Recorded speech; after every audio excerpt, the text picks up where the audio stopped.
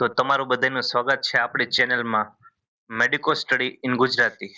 સુરત મહાનગરપાલિકા દ્વારા એસએમસી દ્વારા જે FHW ની જગ્યા માટે આજે પરીક્ષા લેવાની હતી એનું આજે આપણે પેપર સોલ્યુશન કરશું. ફિમેલ હેલ્થ વર્કરની આજે જે એસએમસી દ્વારા પરીક્ષા હતી એનું પેપર સોલ્યુશન આપણે પૂરેપૂરું 100 માર્કનું પેપર સોલ્યુશન કરશું. તો જોતા રહેજો, સમજ સાથે કરશું અને બધા 100 એ 100 ગુણનું કરશું એટલે તમને ખબર પડે કે કેટલા માર્ક્સ તમારે આવ્યા છે. તો ચાલો શરૂ કરીએ.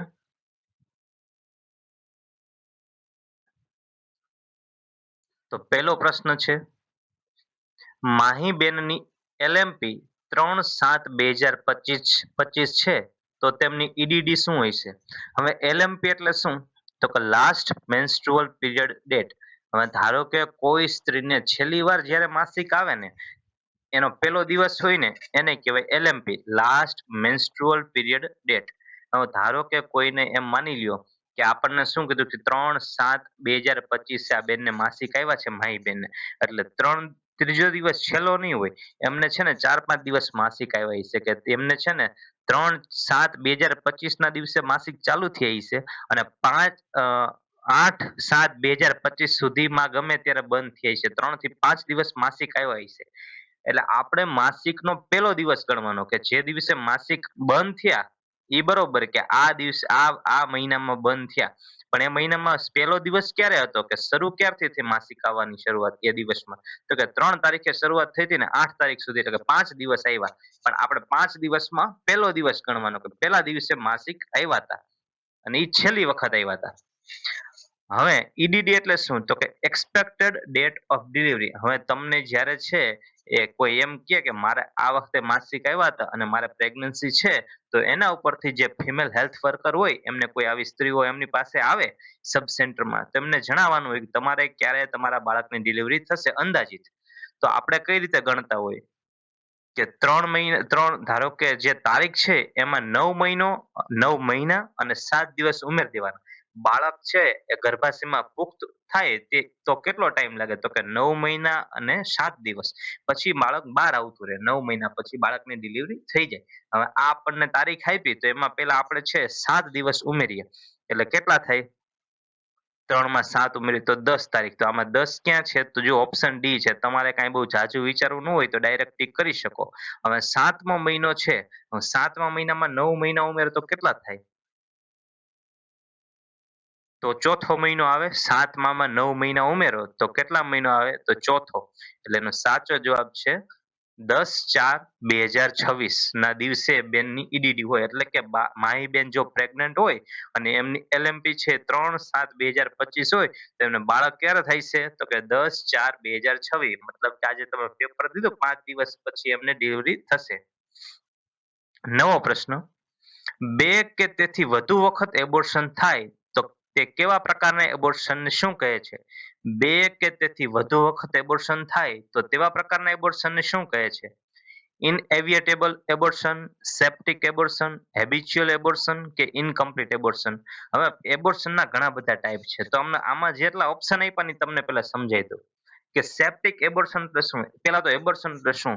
તો ધારો કે એબોર્શન એટલે કાં તો તમે દવા લ્યો છો, તમારે પ્રેગ્નન્સી રહી છે, કોઈ સ્ત્રીને પ્રેગ્નન્સી રહી છે, હવે એને પ્રેગ્નન્સી નથી રાખવી અથવા તો એને રાખવી છે છતાં પણ એને બાળક છે એ એબોર્ટ થઈ જાય છે, મતલબ કે જે એને અંદર છે એ પ્રેગ્નન્સી રહી હોય એ અચાનક બાળક છે બહાર આવી જાય તો એને કહેવાય એબોર્શન. વાયેબલ જે અંદર જે પ્રોડક્ટ બનતી હોય, મતલબ કે બેબી બનતું હોય તો બેબી મરી જાય અને પછી બહાર આવતું રહે થોડા પૂરા અધૂરા મહિને, તો એને કહેવાય એબોર્શન. હવે એબોર્શનના ઘણા પ્રકાર છે. તો હવે ધારો કે સેપ્ટિક એબોર્શન એટલે શું? તો કે ધારો કે સ્ત્રીને કંઈક ઇન્ફેક્શન થાય છે અને ઇન્ફેક્શનના હિસાબે એનું એબોર્શન થઈ જાય છે તેને કહેવાય સેપ્ટિક એબોર્શન. ઇનકમ્પ્લીટ એબોર્શન એટલે શું? જો કમ્પ્લીટ હોય એબોર્શન એટલે શું? તો કે પૂરેપૂરું સાફ થઈ જાય એને કહેવાય કમ્પ્લીટ એબોર્શન. હવે ધારો કે ઇનકમ્પ્લીટ એટલે શું? તો કે કોઈ સ્ત્રીને એબોર્શન તો થાય છે પણ જે બાળક હોય એનો થોડો ભાગ અથવા તો જરાયું છે, બાળક છે એનો થોડો ભાગ અંદર રહી જાય અને બાકીનું બધું છે એ બેનને માસિક વાટે બધું બહાર નીકળી જાય, પણ અંદર થોડુંક થોડુંક એવું રહી ગયું હોય તો એને શું કહેવાય? Incomplete abortion. હવે ઇનએવિટેબલ એબોર્શન એટલે શું? તો ઘણી વખત છે એ કોઈ પણ સ્ત્રીને ધારો કે 2-3 મહિનાથી પ્રેગ્નન્સી છે, પણ હવે એને છે બ્લીડિંગ ચાલુ થયું. પેલા લોહી નીકળવાનું ચાલુ થયું, માસિક આવવાના ચાલુ થયા. પછી તમે દવાખાને જાઓ એટલે ડોક્ટર તમને દવા ને એવું આપે, પણ ઘણી વખત કેવું હોય કે દવા ને એવું આપવા છતાંય તમે બધા પ્રયત્નો કરી લ્યો, દવા ને એવું આપો છતાં પણ એબોર્શન થશે થશે ને થશે જ. એને તમે રોકી નહીં શકો.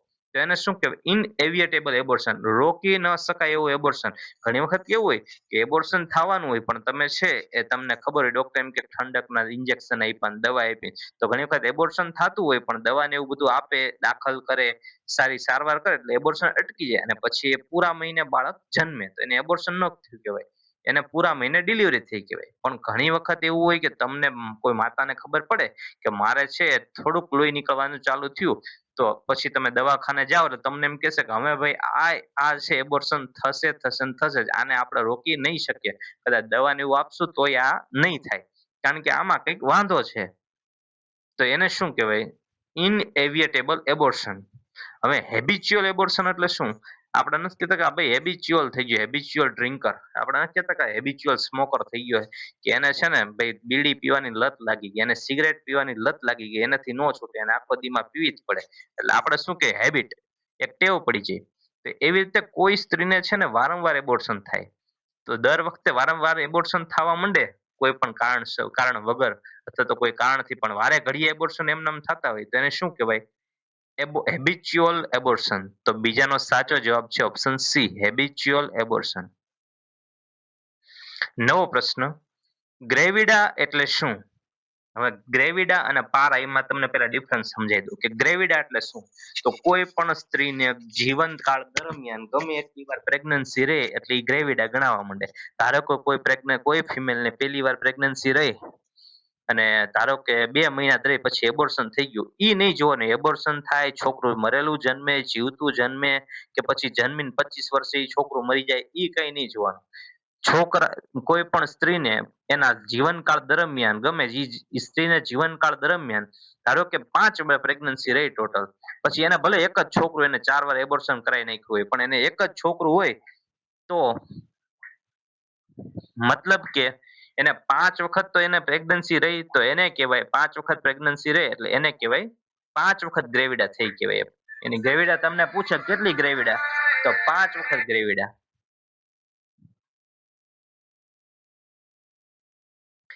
એટલે ધારો કે એ સ્ત્રીને છે એ જીવનકાળ એને એક જ છોકરો છે, કોઈ સ્ત્રીને ધારો કે 40 વર્ષની ઉંમરે એક જ છોકરો છે એને, પણ એની તમે હિસ્ટ્રી સાંભળો તો તમને ખબર પડશે કે એને 4 વખત એબોર્શન કરાવી નાખ્યું અથવા તો એને 4 વખત એબોર્શન થઈ ગયું અને અત્યારે એક એક દીકરો છે ખાલી. તો એ ગ્રેવિડા કેટલી વાર કહેવાશે? 5 વખત. પછી એ નહીં જોવાનું કે એને એબોર્શન કરાવી નાખ્યું, કર્યું કે થઈ ગયું, એને છોકરું પૂરા 9 મહિનાની ડિલિવરી થઈ અને પછી છોકરું આવીને તરત ગુજરી ગયું કે એબોર્શન 6 મહિને થઈ ગયું, એવું કાંઈ ગણવાનું નહીં. પ્રેગ્નન્સી રહે એટલે ઈ ગ્રેવિડા ગણાય જાય. તો અહીંયા આપણે જવાબ શું આવશે? સ્ત્રીએ કેટલી વખત ગર્ભાધાન કર્યું એને કહેવાય ગ્રેવિડા. હવે તમને સમજી દઉં પારા એટલે શું? તો પારા એટલે બાળક છે એ ધારો કે એમ થાય કે ધારો કે 6-7 મહિના પછી, ધારો કે અત્યારે તો ધારો કે કોઈ 6 મહિનાનું બાળક અધૂરા મહિને જન્મે ને 6 મહિને તોય બચી જાય છે. એટલે જેટલા બાળક છે એ એમ થઈ જાય કે હવે આ જીવિત રહી શકશે. 6 મહિના પછી બાળક જીવિત રહી શકે, 7 મહિના પછી બાળક જીવિત રહી શકે.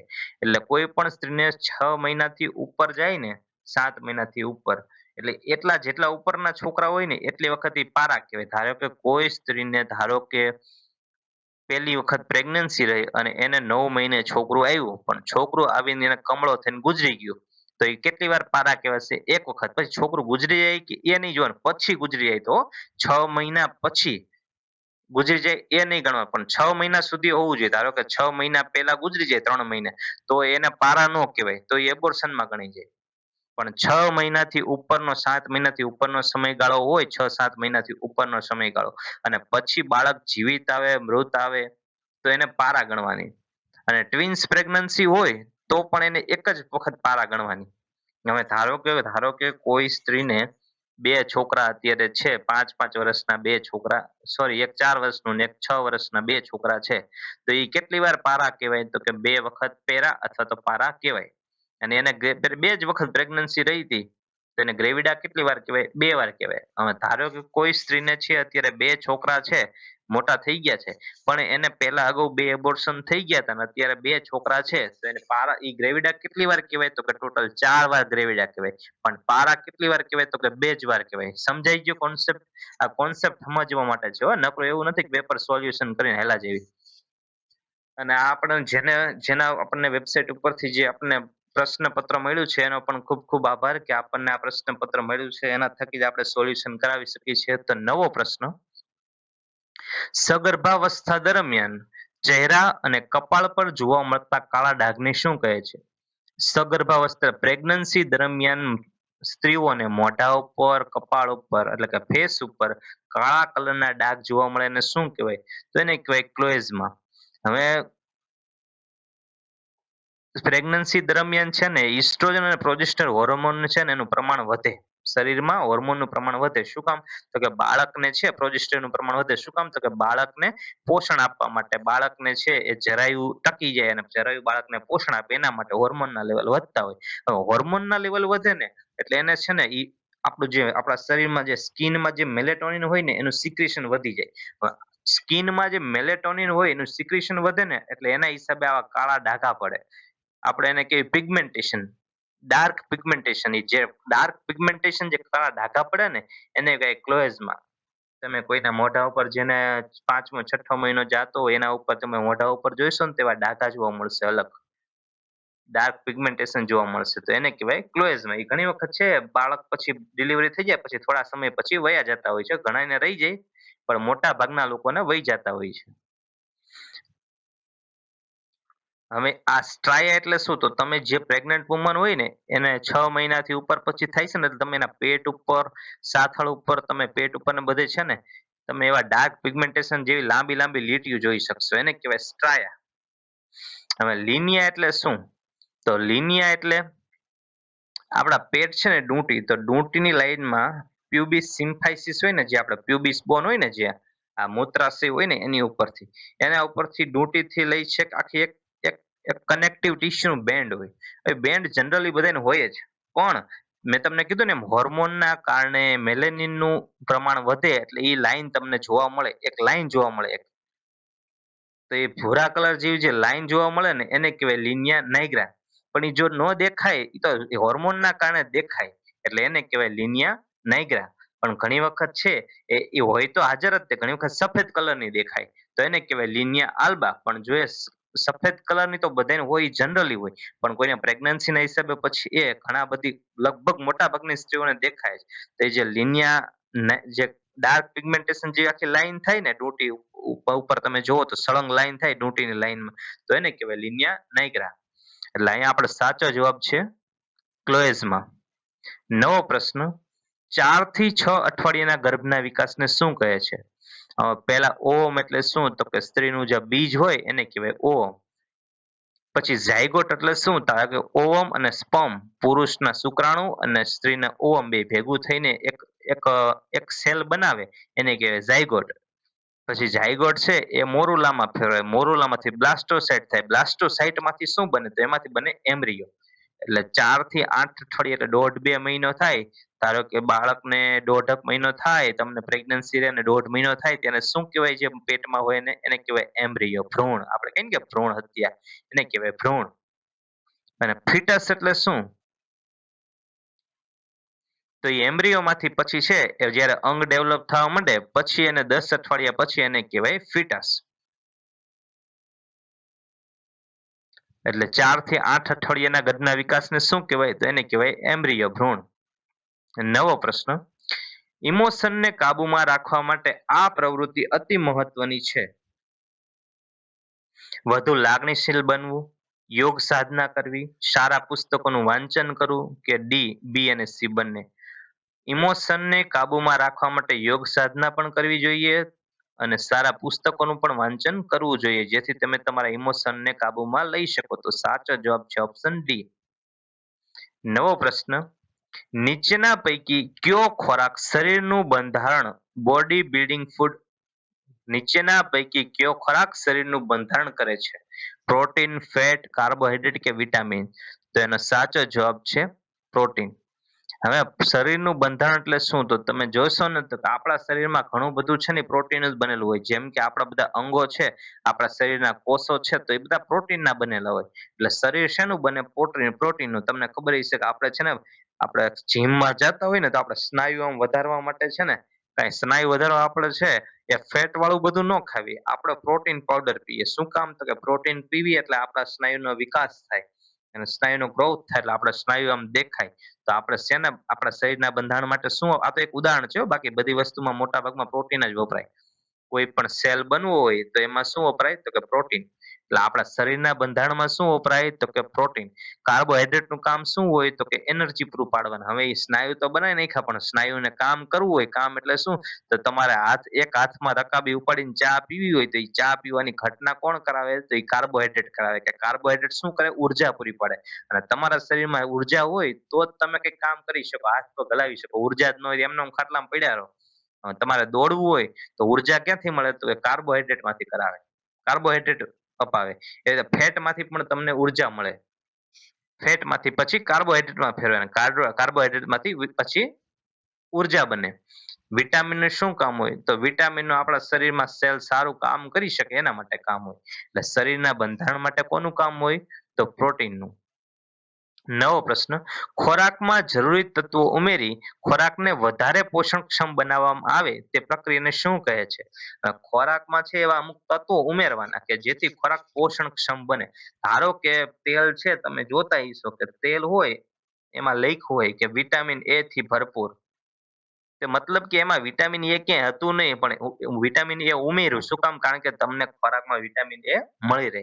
એટલે અમુક અમુક છે કંપની હોય એવું વસ્તુ જો તમે અંદર લખ્યું હોય કે આ વિટામિન થી ભરચૂક, વિટામિન ઈ થી, વિટામિન ઈ રીચ આ તેલ છે, આ જે માથામાં નાખવાનું તેલ છે એમાં વિટામિન ઈ એડ કરેલું છે અને ભરપૂર માત્રામાં છે, જેથી તમારા વાળને રક્ષણ આપશે. તો એ હતું નહીં ઈ તેલમાં ખરેખર, પણ એ તેલમાં ઉમેરવું એટલે એને શું કહેવાય? તેને કહેવાય ફૂડ ફોર્ટિફિકેશન. હવે સમજો, ફૂડ એડલ્ટ્રેશન એટલે શું? તો તમે ફૂડમાં કઈ ભેળસેળ કરો ને એને કહેવાય ફૂડ એડલ્ટ્રેશન. હવે ધારો કે મરચાનો પાવડર હોય, મરચું આપણે કહીએ ને મરચું, ઈ મરચાનો ભૂકી હોય મસાલો. હવે ઈ મસાલામાં તમે ધારો કે ઈંટુનો ભૂકો નાખી દો અને પછી બજારમાં વેચો તો એને શું કહેવાય? Food adulteration. હવે ધારો કે ફૂડ ફોર્ટિફિકેશન સમજાયું કે અમુક અમુક ન્યુટ્રિશનલ વેલ્યુ વધારવા માટે નવા તત્વો ઉમેરવાના કે એમાં વિટામિન બી 12 ઉમેરું, વિટામિન ઈ ઉમેરું, વિટામિન ડી ઉમેરું. આવું બધું ઉમેરીને પછી તમને છે અમે બજારમાં આપીએ છીએ એટલે તમારો ગ્રોથ થાય, તો એને કહેવાય ફૂડ ફોર્ટિફિકેશન. ફૂડ એનરિચમેન્ટ એટલે શું? તો કોઈ પણ અમુક અમુક તમે ફૂડની પ્રોસેસિંગ કરો ને, જેમ કે તમે ફૂડને બાફો, ફૂડને તળો, ફૂડનું સ્ટીમ કરો, તો ઘણા એવા પોષક તત્વો હોય ને કે એ છે ને એમાં એમાં ઓછા થઈ જતા હોય. પણ ઈ છે ને એ પછી એને બહારથી એડ કરી દે. જ્યારે પ્રોસેસ પૂરી થાય ને ત્યારે પાછા એમાં વધારાના ઉમેરી દે. એટલે એને શું કે ફૂડ એનરિચમેન્ટ. હવે એનરિચમેન્ટ એટલે શું? તમે સમજો કે જે ફૂડમાં અગાઉથી હાજર જ હતું એ જ વસ્તુને પાછી ભેળવી દે. એટલે શું થાય કે ફૂડમાં જેટલી વેલ્યુ હોય એ જળવાઈ રહે. એની પ્રોસેસ કર્યા પછી કાંઈ પણ પ્રોસેસ કરો, ધારો કે ફૂડને તમે કાંઈ ફૂડ છે એ ફૂડને તમે તળ્યું, તળવાથી એની છે એનર્જી ધારો કે ઓછી થઈ ગઈ, એમાં જેટલા વેલ્યુ હતી ન્યુટ્રિશનલ વેલ્યુ એ ઓછી થઈ ગઈ. હવે એને તમારે વધારવી હોય, હતી એટલી એટલી કરવી હોય તો એમાં તમે પાછું એની વસ્તુ તમે બહારથી એડ કરો. એને શું કહેવાય? તેને કે ફૂડ એનરિચમેન્ટ. પણ હવે જે વસ્તુ ફૂડમાં છે જ નહીં એ તમે ફૂડમાં નાખો એને શું કહેવાય? તો એને કહેવાય ફૂડ ફોર્ટિફિકેશન. અને ઈ શેના માટે નાખવાનું હોય? તો કે પોષણક્ષમ બનાવવા માટે. સ્ટીમિંગ એટલે બાફવો. તો સાચો જવાબ છે ઓપ્શન સી. નીચેનામાંથી સૌથી મોટી સલાઇવરી ગ્લેન્ડ કઈ છે? સલાઇવરી ગ્લેન્ડ એટલે લાળ ગ્રંથિ. તો આ બધા છે ને પેલા તો લાળ ગ્રંથિના જ નામ છે. બધી બબે બબે લાળ ગ્રંથિ આવેલી હોય છે. તો આમાં સૌથી મોટી કઈ? તો સૌથી મોટી છે પેરોટિડ ગ્લેન્ડ. આ પેરોટિડ ગ્લેન્ડ ક્યાં આવેલી હોય? તો આપણે જે કાન છે ને એ કાનના આગળના ભાગમાં, આપણે ગાલ પચોળિયું થાય ને એ પેરોટિડ ગ્લેન્ડમાં થાય. એટલે આપણને જ્યાં ગાલ પચોળિયાનું દુખે ને આ જે આ ફેસના જે ખૂણામાં, એટલે કાનની આગળની સાઈડ અહીંયા આપણી પેરોટિડ ગ્લેન્ડ આવેલી હોય અને એ સૌથી મોટી લાળ ગ્રંથિ છે. આપણને પૂછ્યું સૌથી મોટી લાળ ગ્રંથિ કઈ? તો એ છે પેરોટિડ ગ્લેન્ડ. હવે સબમેન્ડિબ્યુલર ગ્લેન્ડ ક્યાં હોય? આ બધી એક લાળ ગ્રંથિ જ છે, પણ આ બધી ક્યાં હોય? સબલિંગ્યુઅલ ક્યાં હોય? તો કે જીભ નીચે. લિંગ્યુઅલ એટલે જીભ, જીભ નીચે હોય. સબ એટલે નીચે, જીભ નીચે એને કે સબલિંગ્યુઅલ ગ્લેન્ડ. હવે મેન્ડિબલ છે આપણું જે હડપચીનું હાડકું, આપણે કઈ ચીન, તો આપણે દાઢી નીચે જે બે લાળ ગ્રંથિ હોય એને કે સબ મેન્ડિબ્યુલર ગ્લેન્ડ. સુપર પેરોટિડ ગ્લેન્ડ એટલે શું? તો પેરોટિડ ગ્લેન્ડ હોય ને બાજુમાં હોય ને કે સુપ એની ઉપર હોય એને કે સુપર પેરોટિડ ગ્લેન્ડ. આ બધા અલગ અલગ નામ છે, પણ સૌથી મોટી કઈ? તો કે પેરોટિડ ગ્લેન્ડ. નવો પ્રશ્ન, બે પરાઇટલ બોનને જોડતા સૂચરને કયો સૂચર કહેવામાં આવે છે? હવે ધારો કે બે પરાઇટલ છે, આપણે માથામાં બે બાજુના જે ઉપરના જે બોન છે ને કહેવાય બે પરાઇટલ બોન. હવે એ જે વચ્ચો વચ જોડાય, આપણે તમે માથામાં આમ ખોપડીને ઉપરથી જુઓ ને તો બરોબર જે વચ્ચે એક લાઈન પડે ખોપડીમાં, હો આ માથામાં ન દેખાય, ખોપડીમાં જુઓ તો એક લાઈન દેખાય તમને.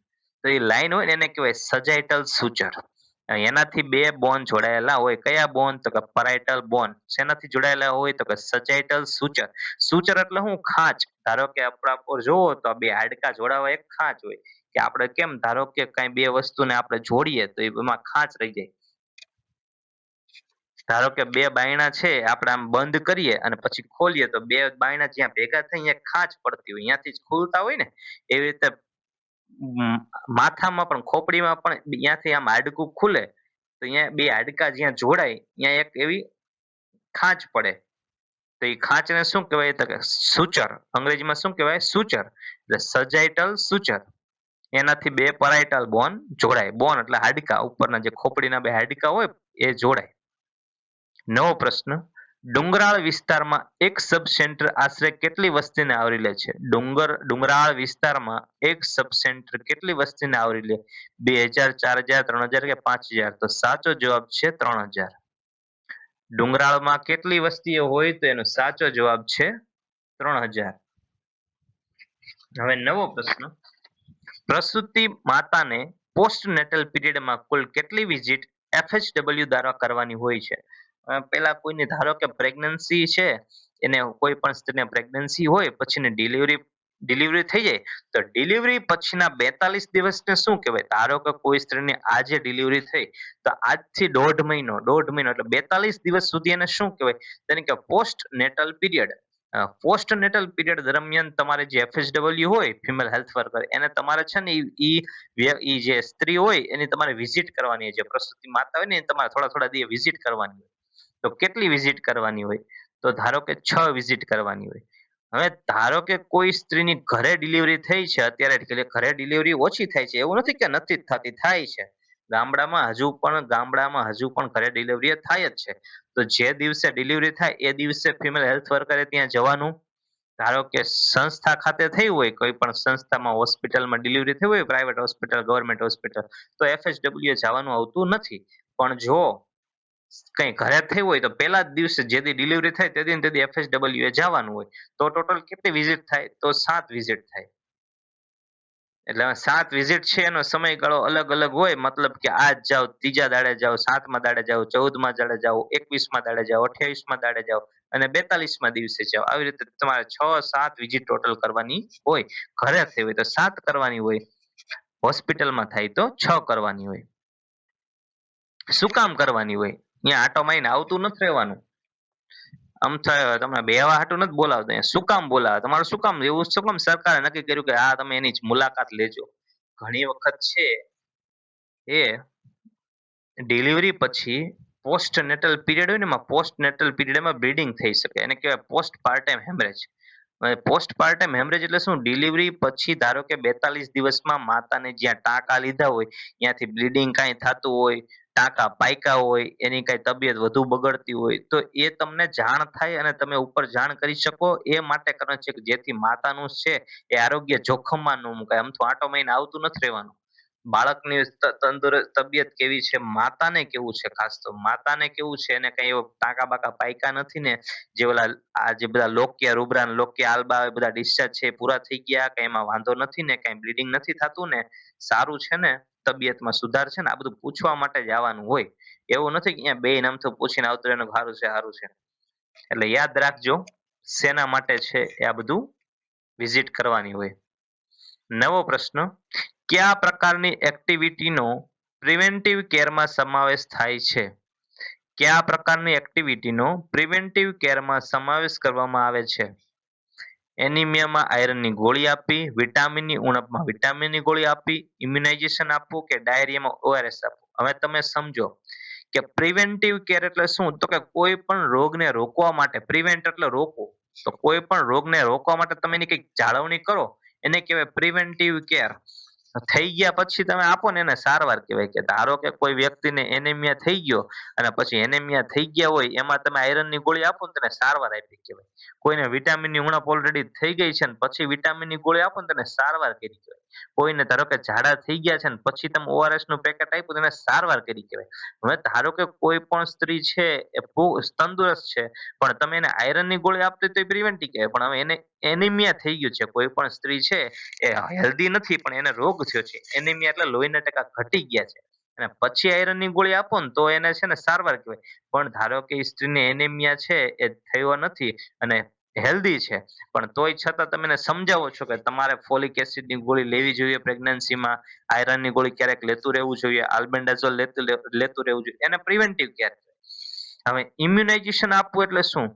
તો ધારો કે તમે છે માતા અથવા બાળકને રસી આપો. શું કામ? તો કે કોઈ પણ રોગ તમને રસી આપે તો એ રોગ તમને થાય નહીં. એને કહેવાય રોયકું કહેવાય. કે ભાઈ તમને અત્યારે અમે છે ને ઓરીની રસી આપી દઈએ છે ને પોલિયોની રસી એટલે તમને ઓરીન પોલિયો જીવનભર કોઈ થાય છે જ નહીં. તેને આપણે રોયકું કહેવાય, રોગ થતા અટકાવ્યો, પ્રિવેન્ટ. રોગ થતા રોક્યો, પ્રિવેન્ટિવ કેર એટલે એને કહેવાય ઇમ્યુનાઇઝેશન આપવું એ એક પ્રિવેન્ટિવ કેરનો ભાગ છે. બાકી બધી છે એ સારવાર છે. નવો પ્રશ્ન, હિપેટાઇટિસ બી ના પ્રિવેન્શનમાં શું કરવું જોઈએ? હવે હિપેટાઇટિસ બી એટલે ઝેરી કમળો. ઝેરી કમળો રોકવો હોય તો શું કરવું જોઈએ? હવે ઝેરી કમળો થાય કઈ રીતે? તો પેલા તો કોઈ વ્યક્તિને હિપેટાઇટિસ બી છે એમાં તમે જે સોય વાપરી હોય ઇન્જેક્શન મારવા એની સોય તમે બીજા પેશન્ટમાં પહોંચાડી દો અથવા એ ત્રીજા પેશન્ટમાં કરો એટલે એને છે ને એચઆઈવી થવા સોરી હિપેટાઇટિસ બી થવાના ચાન્સીસ વધી જાય. કોઈ પણ વ્યક્તિને હિપેટાઇટિસ બી હોય ઝેરી કમળો અને ઈ વ્યક્તિમાં વાપરેલી સિરિંજ તમે બીજામાં વાપરો, સિરિંજ વાપરો, નીડલ વાપરો તો તમને છે હિપેટાઇટિસ બી થઈ શકે. પણ ધારો કે તમે એવું કરો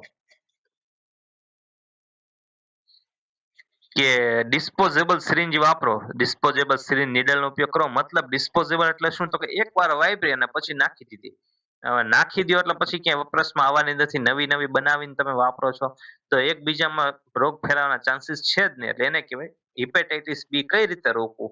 તો નવી નવી સિરિંજ વાપરો. હવે તમે જોશો કે જે હે ને જે ડ્રગ્સ ને એવું લેતા હોય ને એવા બધામાં હિપેટાઇટિસ બી થઈ શકે. શું કામ?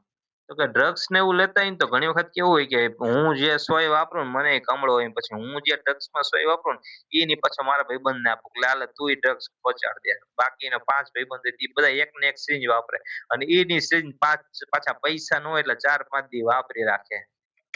તો પછી આમાં ઘણી વખત આવી રીતે હિપેટાઇટિસ બી થતું હોય છે. ઘણી વખત જો કોઈ ડોક્ટર આવી રીતે લોભ કરતા હોય તો પણ થાય પણ અત્યારે કોઈ એવા ડોક્ટર લોભ કરતા નથી. આ પહેલાના જમાનામાં એવું હતું કે આવી ડિસ્પોઝેબલ સિરિંજ હતી જ નહીં. તમે જાઓ એટલે ડોક્ટર છે એની પાસે 5 આમ પિત્તળની હોય એ પિત્તળની હોય તમને એમાંથી 5માંથી તમે કેવી તમારી તમારી ખમવાની તાકાત એવી એકાદી ચડાવે અને ઈ ચડાવીને તમને કોસી દે. પાછા ઈ માનીમાં બીજું ઇન્જેક્શન ભરે બીજાને દે.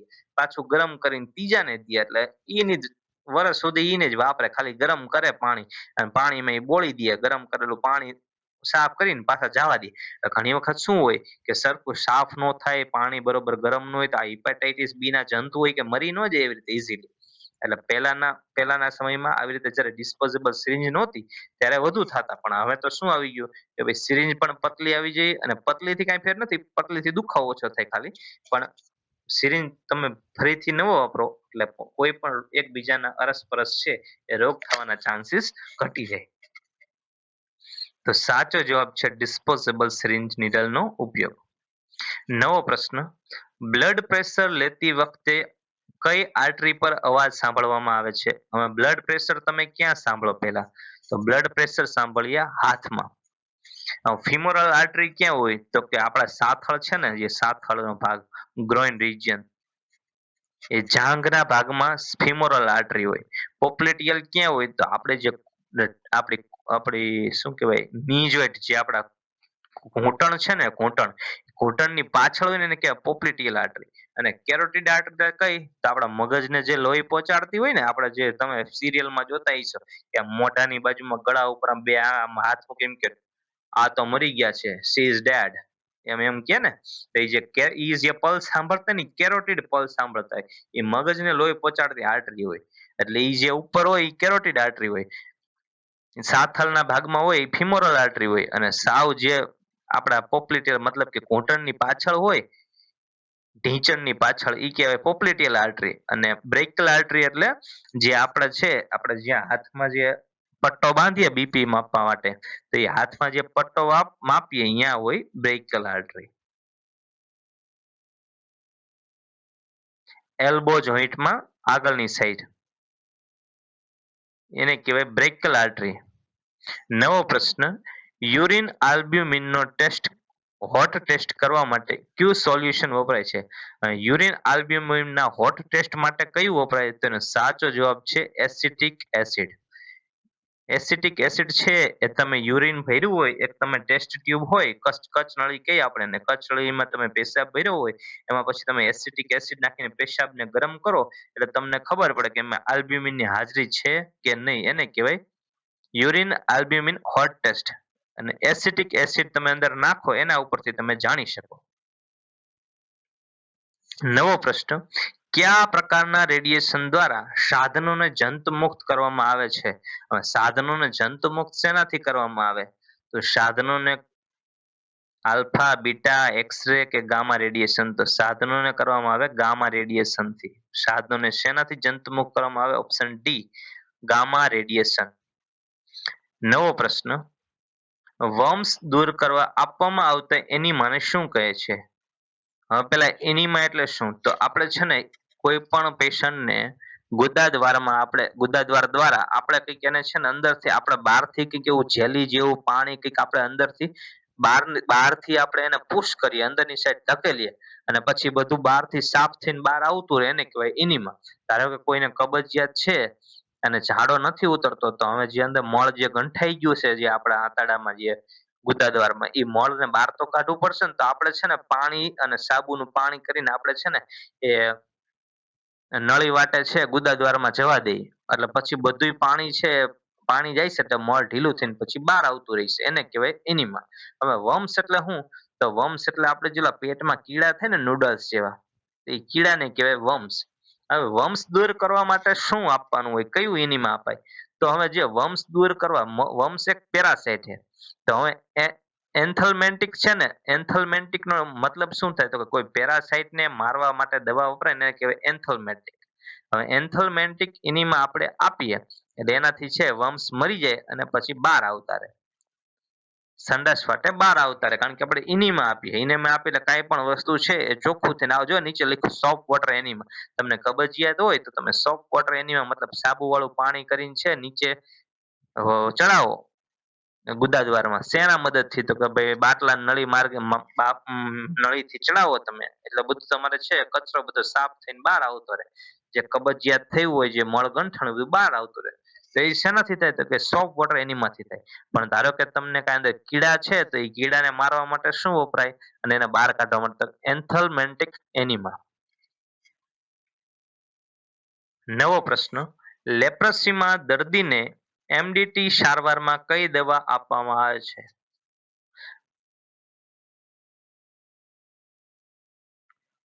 તો એમાં આપવામાં આવે છે ડિપ્સોન.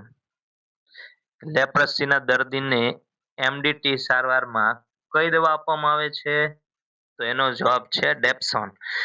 આલ્બેન્ડાઝોલ શેમાં આપવામાં આવે? તો કોઈ પણ, જો હું તમને કહું છું ને કે આ વર્મ્સ થયા હોય, તો આ વર્મ્સ થયા હોય ને એટલે પેટમાં કઈ કીડા થયા હોય ને, તે વર્મ્સ દૂર કરવા માટે છે કૃમિ, કીડા એટલે કૃમિ, એ કૃમિને છે આપણે નથી કહેતા ચરમિયા કઈડા, તો એ જે ચરમિયા કઈડા ને એને મારવા હોય, જે નાના નાના છે કીડા હોય, નૂડલ્સ જેવું નાનું નાનું, સાવ નરી આંખે તમને જોઈએ તો ઘણી વાર બહુ મોટાઈ થાય, નૂડલ કરતાય મોટા થાય ઘણી વાર જો તમે ધ્યાન ન આપો તો એને તમે મારવા હોય તો શું કરો?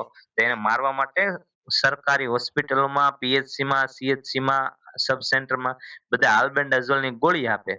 તો એ શું હોય? તો આલ્બેન્ડાઝોલની ગોળી વર્મ્સ માટે હોય.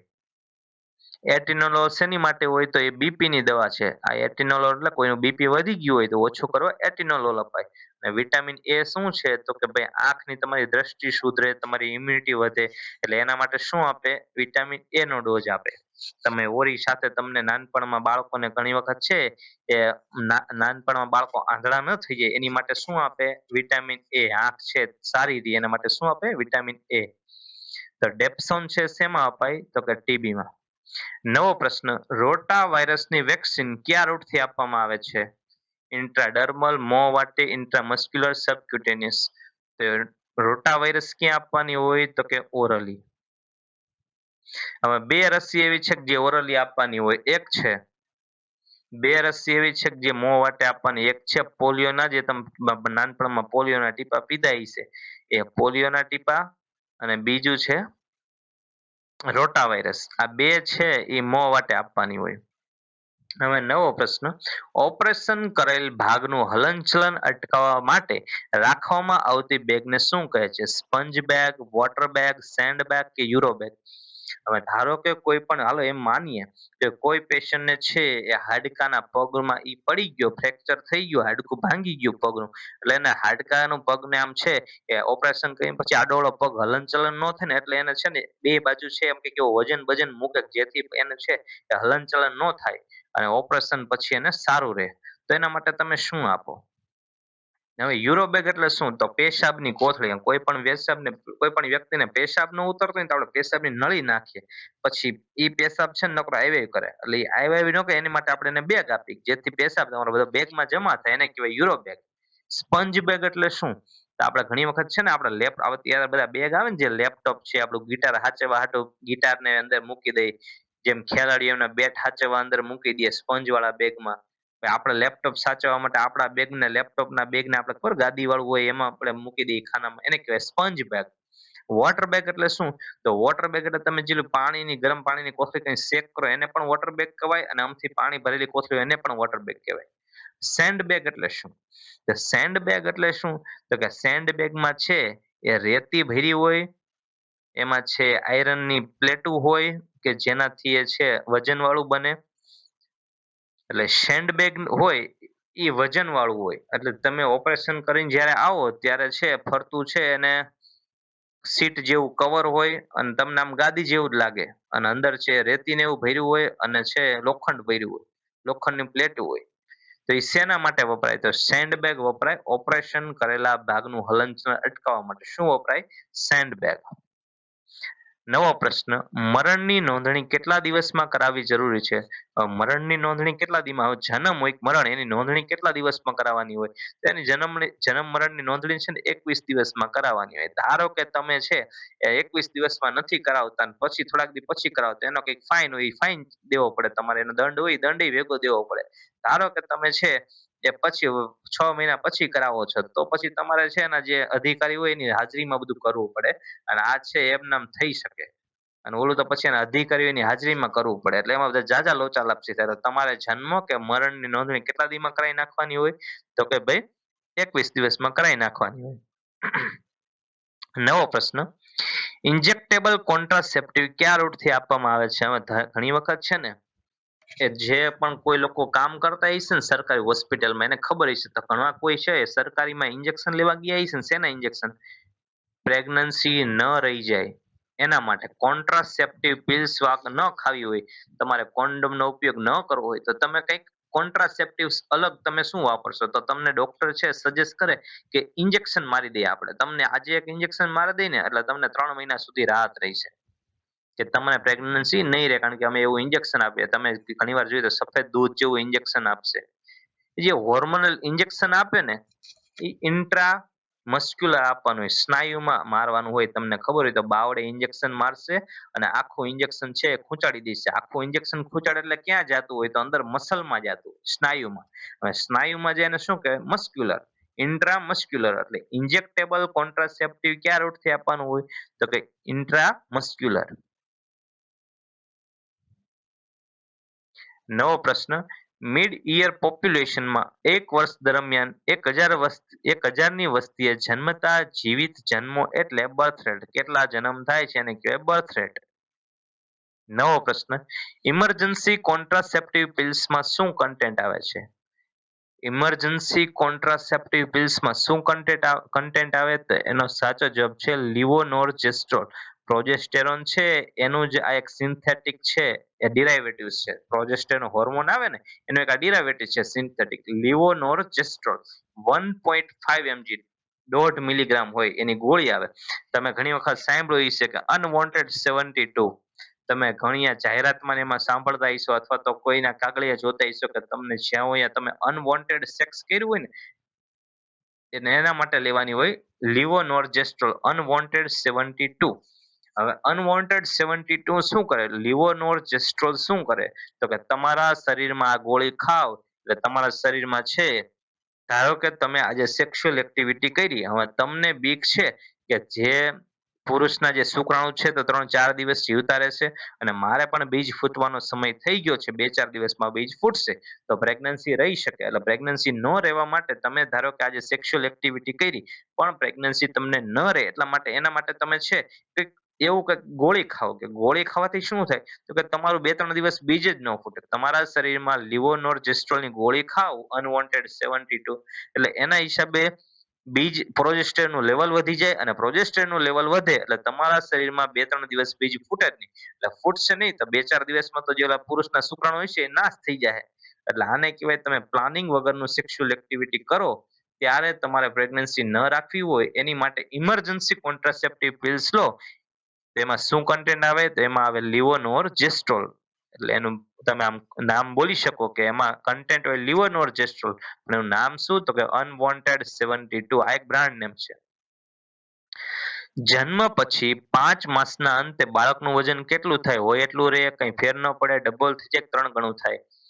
જન્મ પછી 5 માસના અંતે બાળકનું વજન કેટલું થાય, તો વજન છે 5 માસના અંતે ડબલ થઈ જાય. બાળક ધારો કે 3 મહિનાનું જન્મ્યું હોય તો 5 મહિના થાય ને બાળક 6 કિલોનું થઈ જાય, અને વરસ થાય ને ત્યાં 3 ગણું થઈ જાય, એટલે દોઢ. ધારો કે બાળક છે એ જન્મે ને ત્યારે 3 કિલોનું હોય ને તો 9 કિલોનું થઈ જાય વર્ષમાં. 1 વર્ષનું થાય ને ત્યારે 9 કિલોનું થઈ જાય. તો ડબલ ક્યારે થાય, 3 કિલોનું હોય ને 6 કિલોનું ક્યારે થાય, તો ડબલ ક્યારે થાય, તો કે 5 મહિના. નવો પ્રશ્ન, પોસ્ટેરિયર ફન્ટાનેલ કેટલા માસે પુરાઈ જાય છે અથવા તો બંધ થઈ જાય છે? હવે છે આપણા માથાના ભાગમાં બે ખાડા આવેલા હોય, તમે નાના છોકરાના ખોપડીમાં જોઈશો ને તો એના ખોપડીમાં આખો ખાડો હોય છે. તમે કોઈ નવું જન્મ્યું હોય ને જોજો, આમ ખોપડીમાં આખો ખાડો હોય છે, ને આપણી ખોપડીમાં જોજો કે માથામાં ખાડો નહીં હોય. એ ખાડો શું કામ હોય, તો કે બાળકને છે ધીમે ધીમે બાળકનું માથું મોટું થાય, બાળકનો મગજ વિકાસ થાય, તો એમાં જગ્યા તો હોય છે ને, તમે ખોપડીથી બધું આમ ફિટ કરી દો તો અંદર વિકાસ જ ન થાય મગજ. એટલે મગજનો વિકાસ થવા માટે છે એમાં જગ્યા ભગવાને રાખી હોય, હાડકા છે થોડાક નોખા નોખા રાખ્યા હોય કે જેથી કરીને છે એ બાળકનું મગજ મોટું થઈ શકે. તો એ ક્યારે બંધ થાય, તો જે પોસ્ટીરિયર પાછળનો જે ખાડો હોય એ 1.5 માસે બંધ થાય, આગળનો ખાડો એ ક્યારે બંધ થાય, તો એ છે એ લગભગ 14 મહિનાથી 18 મહિના, એટલે 1 થી 1.5 વર્ષ પછી બંધ થાય. અને આગળનો હોય એ 1 થી 1.5 મહિને થાય.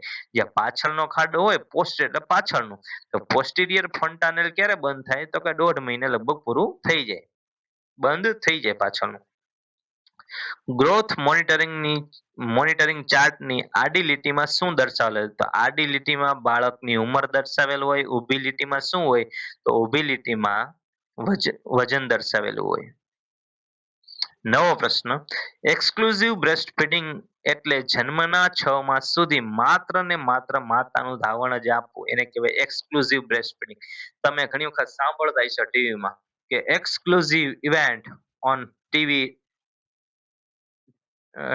10 સ્પોટ અથવા તો TV9, કે આની ઉપર જ માત્ર ને માત્ર આની ઉપર જ આવશે માત્ર. તો બ્રેસ્ટ ફીડિંગ એક્સક્લુઝિવ એટલે શું, તો કે માત્ર ને માત્ર દૂધ જ પીવડાવવાનું. દૂધ હારે બીજું કઈ નહીં, દૂધ હારે બીજું ભેગું કરો, પાણી ભેગું કરો તો પાણી આપ્યું કહેવાય, કંઈક ભેગું કર્યું કહેવાય. એક્સક્લુઝિવ એટલે માત્ર, એક્સક્લુઝિવ બ્રેસ્ટ ફીડિંગ એટલે માત્ર ને માત્ર બા છે એ ધાવણ જ આપવું, ધાવણ સિવાય બીજું કાંઈ આપવાનું નહીં, એને કહેવાય એક્સક્લુઝિવ બ્રેસ્ટ ફીડિંગ.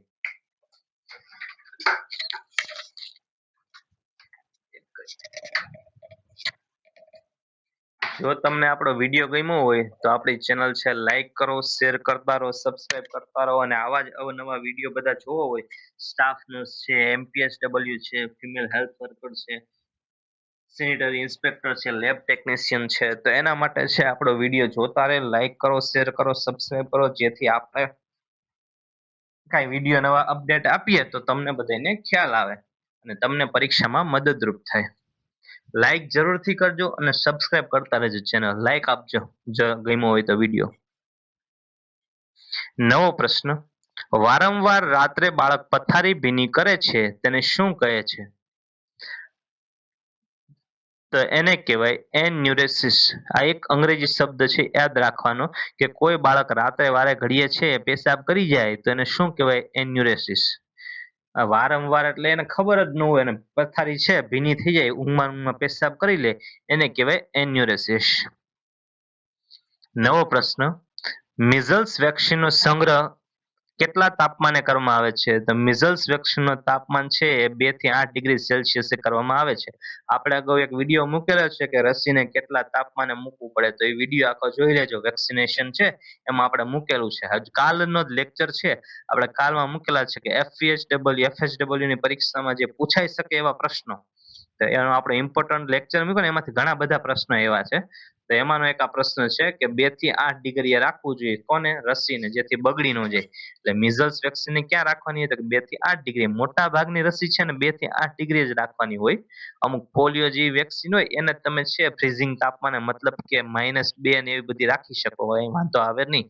આ બધી વેક્સિનને નીચી ડિગ્રીએ રાખો તો પછી બરફ થઈ જાય ને બગડી જાય, એટલે એને બહુ નીચી જવા દેવાની ન હોય. નવો પ્રશ્ન, થેલેસેમિયા એ હિમોલાઇટિક ડિસઓર્ડર છે.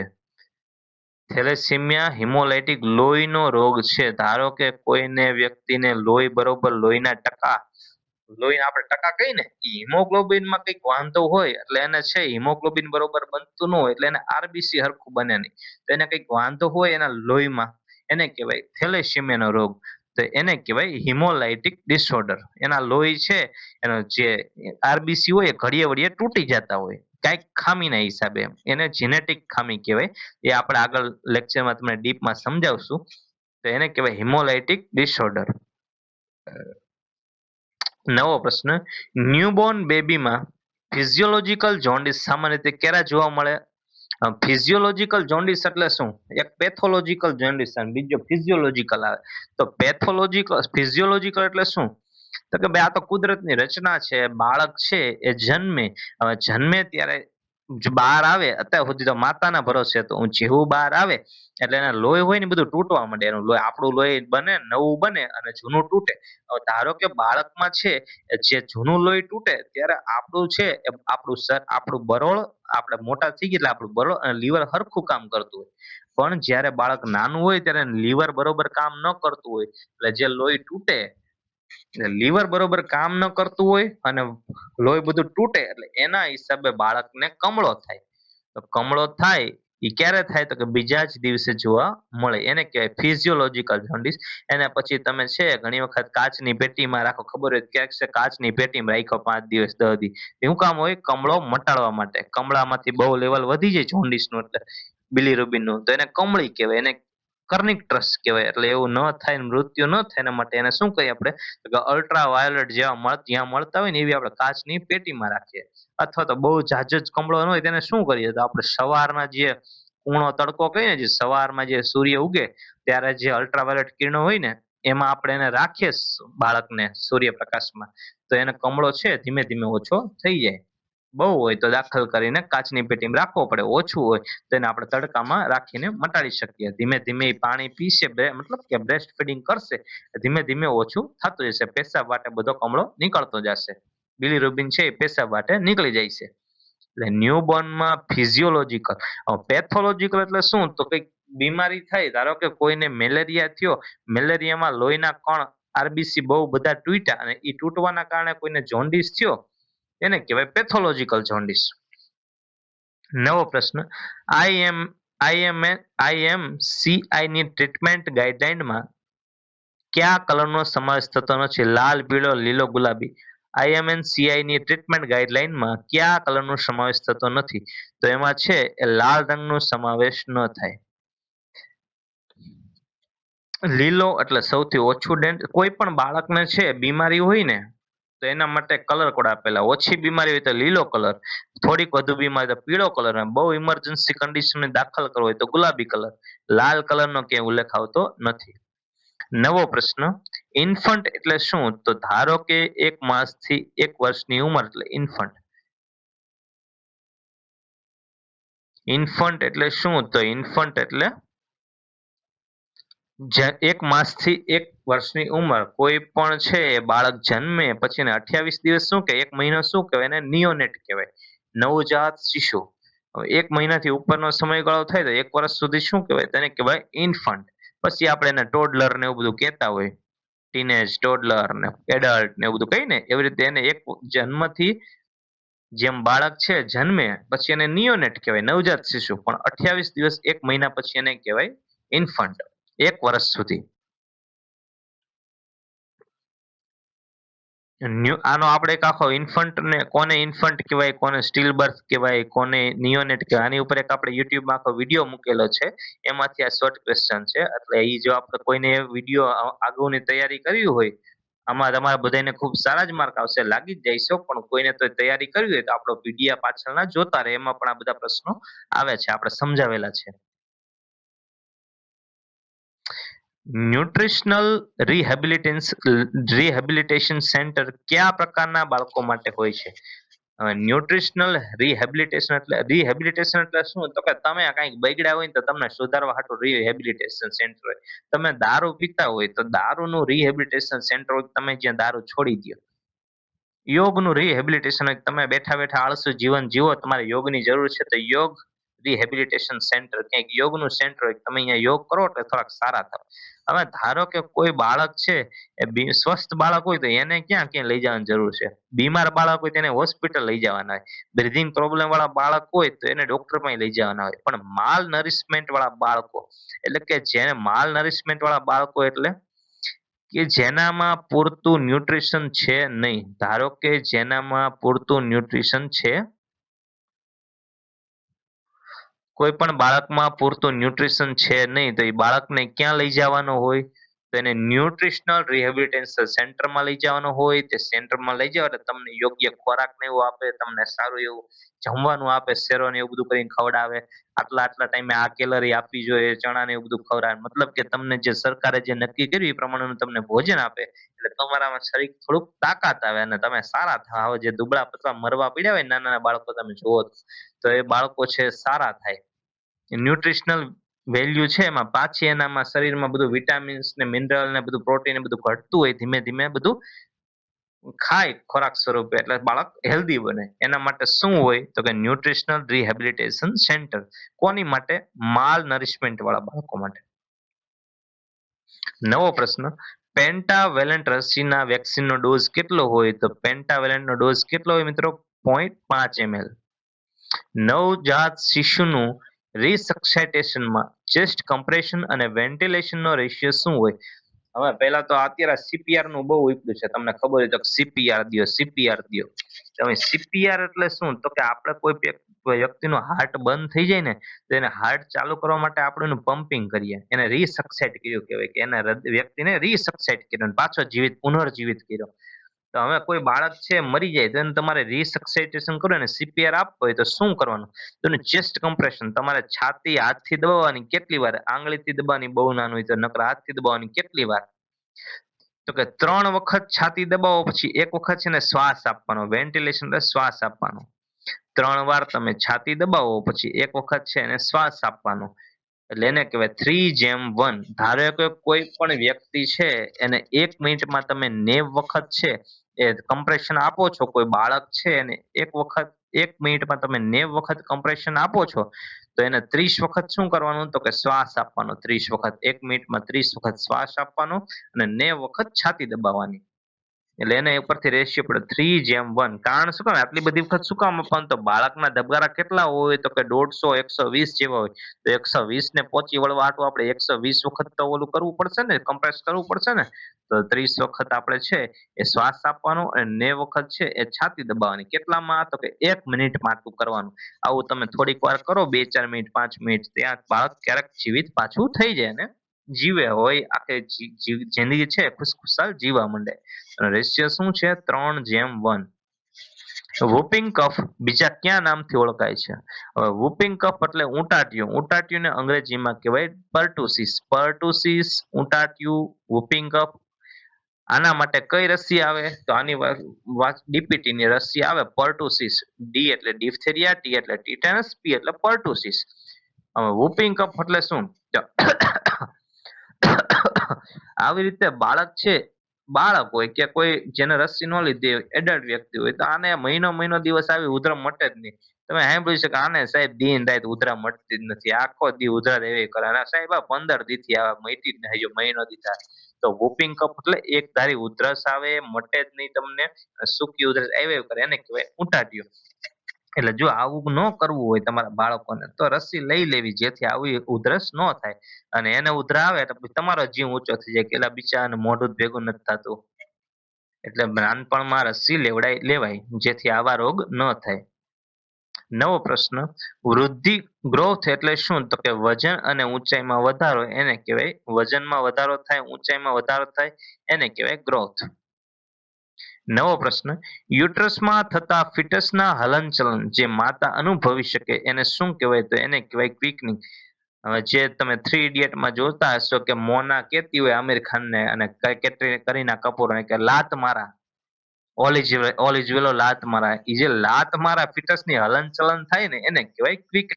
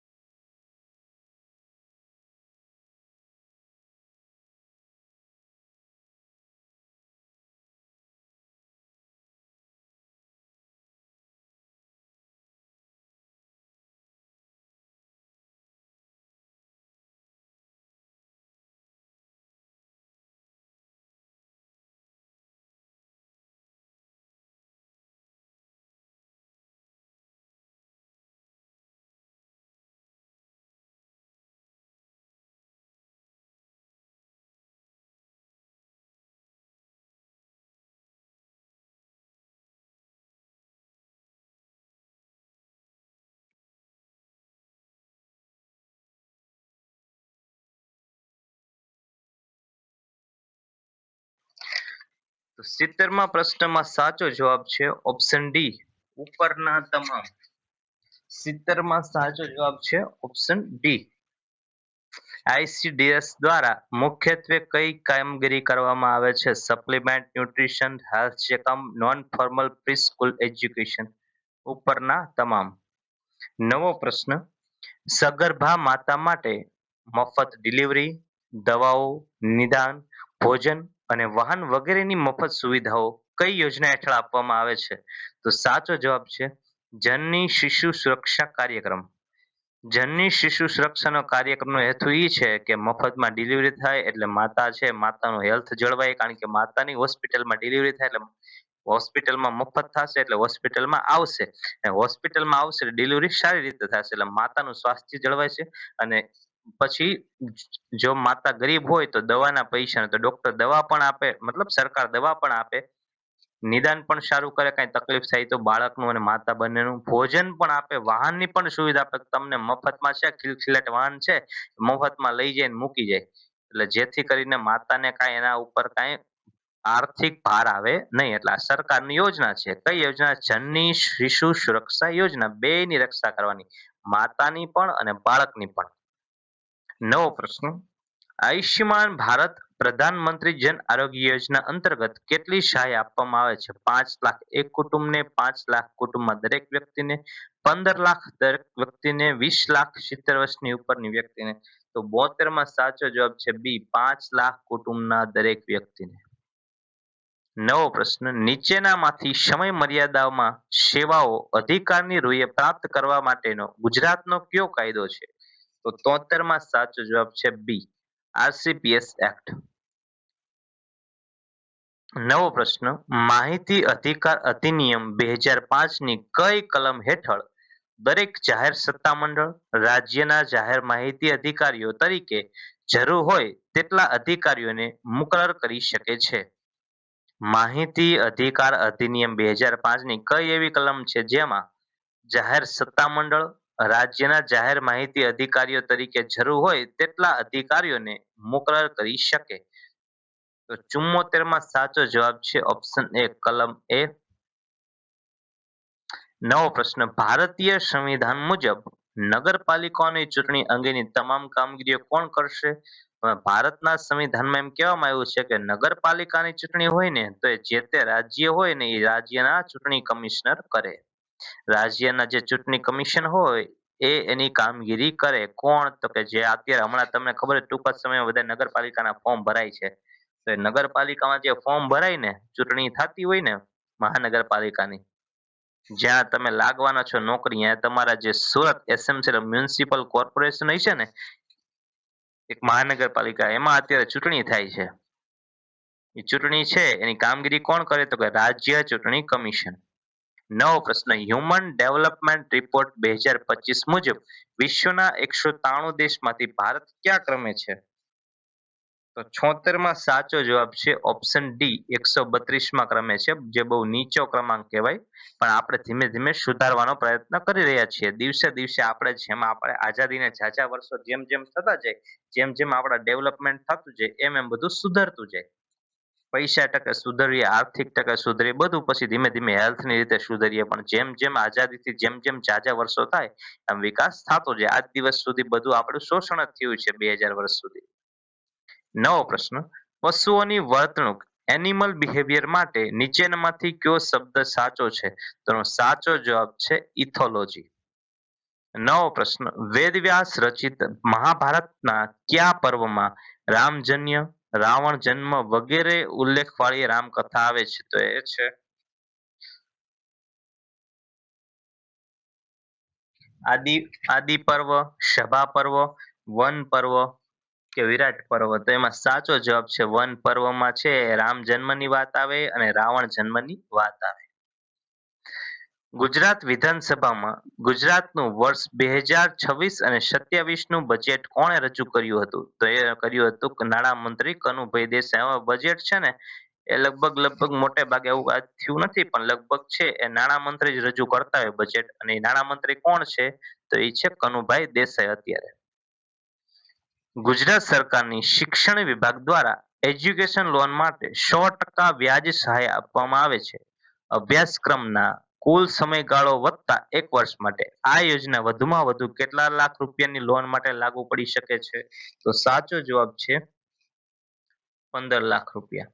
હવે તમને ખબર હોય કે તમારે સ્ટાફ નર્સની પરીક્ષા દેવી હોય, તમારે FHW કરવું હોય કે MBBS કરવું હોય, તો તમને છે ને સરકાર 15 લાખ રૂપિયાની લોન આપે.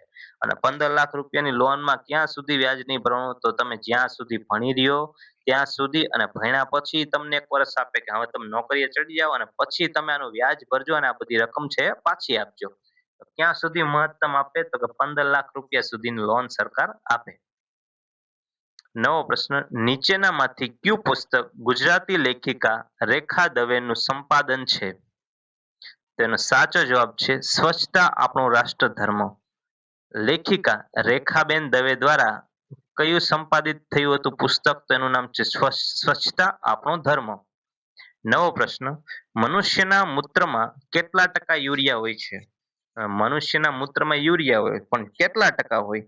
તેનો સાચો જવાબ છે 2.5%. જેટલું પેશાબ બને એ 100% પેશાબ બને. તો ધારો કે 100 ml પેશાબ બન્યો તો 100 ml પેશાબમાંથી 2.5 ml છે એ પેશાબ શું હોય? તો કે યુરિયા હોય. નવો પ્રશ્ન, ભારતમાં 1 એપ્રિલમાં નીચેનામાંથી કયો દિવસ નથી? આ કરંટ અફેર, તો હાવ તાજું જ કહેવાય કે રિઝર્વ બેંક ઓફ ઇન્ડિયાનો સ્થાપના દિવસ, RBI નો સ્થાપના દિવસ, project tiger, Jim Corbett national પાર્કનું લોકાર્પણ દિવસ, બિહાર રાજ્યની રચનાનો દિવસ કે ઓડિશા રાજ્યનો સ્થાપના દિવસ? તેનો સાચો જવાબ છે બિહાર રાજ્યની રચનાનો દિવસ. 1 એપ્રિલે આ વસ્તુ નથી. નવો પ્રશ્ન, ભારત સરકારના મેક ઇન ઇન્ડિયા પ્રોજેક્ટ ફોટોમાં નીચેનામાંથી કયા પ્રાણીનો ફોટો ચિત્ર થયેલું છે? વાઘ, ચિત્તો, સિંહ કે હાથી? તેનો સાચો જવાબ છે સિંહ. તમે ક્યાંય જો આ ફોટો જોયો હોય તો એમાં છે એ મેક ઇન ઇન્ડિયા છે, એમાં સિંહનું પુતળું, સિંહનું ચિત્ર હોય છે. અને આવું ચિત્ર ક્યાં દોરેલું છે? તો પણ જે કોઈ પણ લોકો રાજકોટ રહેતા હોય કોમેન્ટ કરજો કે રાજકોટમાં આવું સર્કલ ક્યાં છે કે જેમાં એક લોખંડનો સિંહ છે અને એમાં બધું આડોળો કચરો લોખંડની વસ્તુ ભરેલી છે. તો એ કયા સર્કલ ઉપર આવું ચિત્ર મૂકેલું છે? મેક ઇન ઇન્ડિયા પ્રોજેક્ટને છે સપોર્ટ કરવા માટે સર્કલ બનાવેલું છે અને અહીંયા સિંહ મૂકેલો છે. તો રાજકોટ વાળા કોમેન્ટ જરૂર કરજો કઈ જગ્યાએ મૂક્યું છે. નવો પ્રશ્ન, હાલમાં પ્રસાર ભારતી દ્વારા ભારતના અંદાજે કેટલા ટકા ભૌગોલિક વિસ્તારમાં ઓલ ઇન્ડિયા રેડિયોનું પ્રસારણ થાય છે? 92%, 90%, 90%, 100%? તો 92% વિસ્તાર એવો છે કે જ્યાં રેડિયોનું પ્રસારણ થાય છે. નીચેનામાંથી કયું સંગીતનું વાજિંત્ર તારવાળું નથી? નીચેનામાંથી કયું સંગીતનું વાજિંત્ર તારવાળું નથી? આ બધા નીચે વસ્તુ લખી ને બધા છે ને તાર વાળા વાજિંત્ર, વાજિંત્ર ખરા પણ એમાં તાર આવે. તો કે સિતારમાં તાર હોય, વાંસળીમાં તાર હોય, વિચિત્ર વીણામાં તાર હોય. તો શેમાં ન હોય? તો કે ખડતાલમાં તાર ન હોય. નવો પ્રશ્ન, પવનચક્કીના દેશ તરીકે ઓળખાતો દેશ નેધરલેન્ડ બીજા ક્યાં નામે ઓળખાય છે? આમાં નેધરલેન્ડ ને આપણે હે ને હોલેન્ડ કહેતા, યાદ હોય તો, હોલેન્ડના લોકો. તો નેધરલેન્ડમાં છે ને બહુ પવનચક્કી છે, એટલે પવનચક્કીનો દેશ કહેવાય. એમાંથી વીજળી ઉત્પન્ન કરે. તમે જુઓ તો એના બધા છે ને તમારા જે ચોપડા હોય ને એ ચોપડામાં પણ આવો પવનચક્કીના એવા ફોટાય છે કે એના હિસાબે છે પાણીમાંથી, એલા નદીમાંથી પાણી કાઢતા હશે, વીજળી ઉત્પન્ન કરતા હશે. આ બધા ફોટો તમને આવશે. એ ક્યાંના હોય? એ નેધરલેન્ડના ઘણી વખત છે એ ફોટા પાડેલા હોય છે. તમે જોજો કોઈ પણ ચીજ તમારા અમથા ચોપડા હોય ને વાપરવાના એ ચોપડામાં. નવો પ્રશ્ન, કોમ્પ્યુટરમાં કર્નલ માટે નીચેનામાંથી કયું સાચું છે? હવે આ બધા પ્રશ્નો એટલે વાંચી જો કે આમાં કઈ સમજવાનું ન હોય, આ તો તમારે પેપર સોલ્યુશન માટે મહત્વનું છે એટલા માટે હો. તો ઉપરના ત્રણેય સાચા છે. 88માં જવાબ છે ઉપરના ત્રણેય. નીચેનામાંથી કઈ મેમરી જે ભૂલાતી નથી? નીચેનામાંથી કઈ એવી છે મેમરી કે જે ભૂલાતી નથી? તો એ છે રીડ ઓનલી મેમરી, જે આ ભૂલાતી નથી. પ્લોટર કયા પ્રકારનું પ્રિન્ટર છે? તો 90માં સાચો જવાબ છે સી, ગ્રાફિક પ્રિન્ટર. પ્લોટર છે ગ્રાફિક પ્રકારનું પ્રિન્ટર છે. MS વર્ડ 2010માં કોઈ ચોક્કસ વર્ડની જગ્યાએ બીજો વર્ડ લખવા માટે કોનો ઉપયોગ થાય છે? તો એમાં સાચો જવાબ છે રિપ્લેસ. એક્સેલ સેલમાં લખેલ માહિતીમાં ફેરફાર કરવા કઈ ફંક્શન કીનો ઉપયોગ થાય છે? એક્સેલ સેલ તમે વાપરતા હોય તો માહિતીમાં ફેરફાર કરવા કઈ ફંક્શન કીનો ઉપયોગ થાય છે? તો 92 માં સાચો જવાબ છે F2. પાવર પોઈન્ટમાં સ્લાઇડને કાઢી નાખવા, સ્લાઇડ ફરીથી ગોઠવવા, કટ, કોપી અથવા પેસ્ટ સ્લાઇડ કરવા માટે નીચેનામાંથી કોનો ઉપયોગ કરશો તમે? તો 93 માં સાચો જવાબ છે સ્લાઇડ સોર્ટર વ્યૂ. નવો પ્રશ્ન, એક્સેલમાં ફોર્મ્યુલા કયા સૂત્રથી હંમેશા શરૂ થાય છે? હવે એક્સેલ વાપરતો હોય તેમાં ફોર્મ્યુલા કયા સૂત્રથી શરૂ થાય? તેનો સાચો જવાબ છે સોરી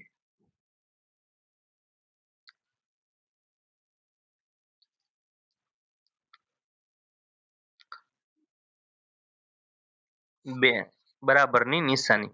કોઈ પણ આઈપી એડ્રેસ કેટલા બિટ્સનું હોય છે? તેનો સાચો જવાબ છે ઓપ્શન એ 32 બિટ્સનું. કોઈ પણ આઈપી એડ્રેસ છે એ કેટલા બિટ્સનું હોય? તો કે 32 બિટ્સનું હોય. નવો પ્રશ્ન, નીચેનામાંથી કયું નેટવર્કનું પણ નેટવર્ક છે? નીચેનામાંથી કયું નેટવર્કનું પણ નેટવર્ક છે? તો 95 માં સાચો જવાબ છે સોરી 95 માં તો આવી ગયું ને આપણે. 96 માં સાચો જવાબ છે સી. ઇન્ટરનેટ છે નેટવર્કનું પણ નેટવર્ક છે. નવો પ્રશ્ન, જીએસએમ નું ફૂલ ફોર્મ શું છે? તો 97 માં સાચો જવાબ છે ગ્લોબલ સિસ્ટમ ફોર મોબાઈલ.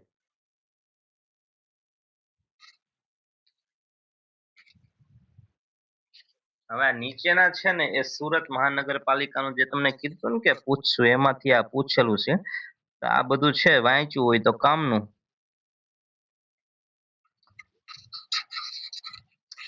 હવે તો નીચેના વાક્યો ચકાસો. સુરત શહેરના જનરલ બોર્ડમાં 30 વોર્ડના કુલ 150 સભ્યો છે. જનરલ બોર્ડમાં 50% કાઉન્સિલરો મહિલાઓ હોય છે. હવે આ જે અમુક અમુક ને જેને રાજનીતિમાં રસ હોય ને એમ નામ ખબર હોય કે અહીંયા આપણે કેટલી સીટો છે, કેટલા જનરલ બોર્ડમાં કુલ 30 વોર્ડ છે તેમાં કેટલા સભ્યો છે? એક વોર્ડમાં 5. તો ભાઈ 130 વોર્ડ છે એમાં એકમાં 5 સભ્ય છે.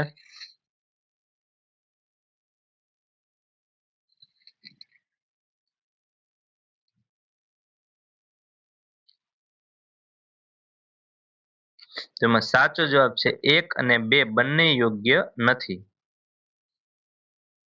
નવો પ્રશ્ન, સ્થાયી સમિતિમાં કુલ 12 સભ્યો છે. સ્થાયી સમિતિ ઉપરાંત સુરત મ્યુનિસિપલ કોર્પોરેશનમાં અન્ય 15 સમિતિઓ છે.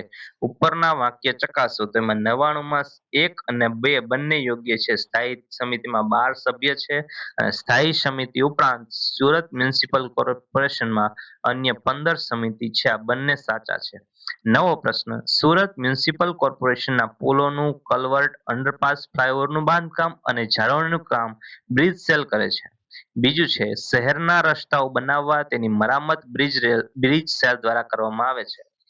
તો હવે આમાં સાચું છે કે માત્ર એક જ સાચું છે કે જે આ પુલ છે, કલવર્ટ છે, અંડરપાસ છે, ફ્લાયઓવરનું બાંધકામ અને જાળવણી કોણ કરે? તો કે જે બ્રિજ સેલ છે એ કરે. એટલે આનો સાચો જવાબ છે પહેલો, માત્ર એક યોગ્ય છે.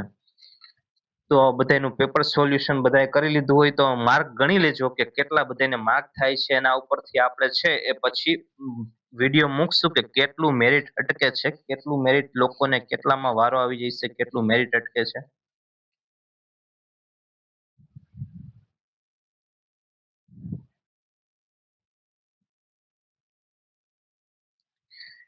અને આપણી ચેનલ જો બધાને વિડીયો ગમ્યો હોય તો લાઈક કરો, શેર કરો, સબસ્ક્રાઇબ કરો. જો કાંઈ ઉતાવળમાં ક્યાંય પ્રશ્નમાં ભૂલ થઈ ગઈ હોય તો આપણું ધ્યાન દોરે અને કોમેન્ટ સેક્શનમાં જણાવો કે આ પ્રશ્નમાં છે એ ભૂલ થઈ ગઈ છે. એટલે આપણે છે પિન મારીને લખી શકીએ જેથી અન્ય વિદ્યાર્થીઓને ખબર પડે કે આ પ્રશ્નમાં કઈ ભૂલ છે જો થઈ હોય તો. બાકી જો તમને વિડીયો ગમ્યો હોય તો લાઈક કરો, શેર કરો. બાકી કોઈને જો કાંઈ બીજી કાંઈ કોમેન્ટ કરવી હોય તો તમે કોમેન્ટ કરી શકો છો. તો તમને એનો ઉત્તર આપવામાં આવશે અને મને પણ ખબર પડે કે શું આમાં સુધારા વધારા કરવાની જરૂર છે, ક્યાં ભૂલ થાય છે. થેન્ક યુ સો મચ બધાને. જય માતાજી. અને બધાને ખૂબ જ સારું પેપર ગયું અને બધા લાગી જાવ એવી બધાને ભગવાનને પ્રાર્થના કે બધાને આજ સારું જ પેપર ગયું હોય. પેપર એકંદરે થોડુંક અઘરું હતું. પરંતુ બધાયને સારું ગયું હોય, વધુ સારું ગયું હોય એવી શુભેચ્છા કે બધાયને સારું ગયું હશે. Thank you so much.